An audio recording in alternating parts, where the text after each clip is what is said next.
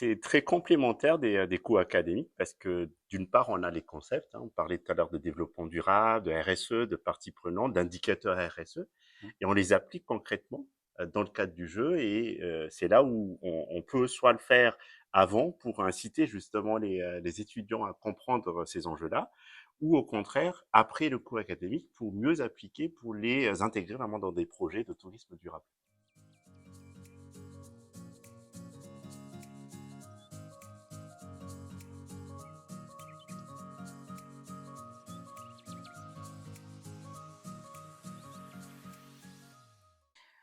Moi j'ai trouvé que justement en fait l'explication du jeu était très claire pour nous avec les objectifs à atteindre, ce qui nous a permis en fait au sein d'Excelia d'être plusieurs membres à collaborer pour pouvoir créer ce jeu, ce qui est très important pour pouvoir trouver des consensus et avoir une représentation fidèle aux cas auxquels sont confrontés et aux décisions auxquelles sont confrontés les acteurs du tourisme.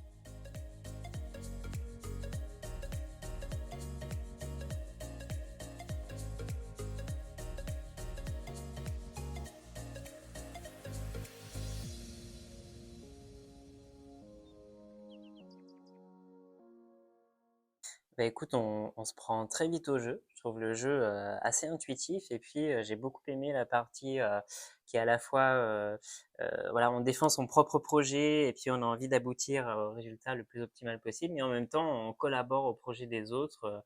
Voilà, on s'intéresse aux autres projets, comment on peut contribuer pour que la victoire soit aussi collective. Donc d'un point de vue apprentissage, ça me semble très intéressant.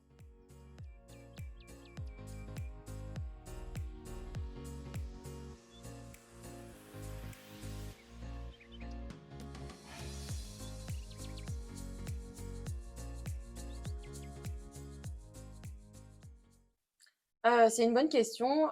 Donc là, on a éprouvé hein, vraiment le jeu avec des enseignants, des collaborateurs. Donc cette phase-là, elle est terminée. Et on a prévu de lancer le jeu à la rentrée avec des classes de bachelor tourisme voilà, à Excelia. Donc pour l'instant, on vise notamment une première année avec une sensibilisation et puis pourquoi pas après développer au master aussi avec un ancrage un peu plus profond dans tout ce qui est théorie aussi autour du tourisme durable.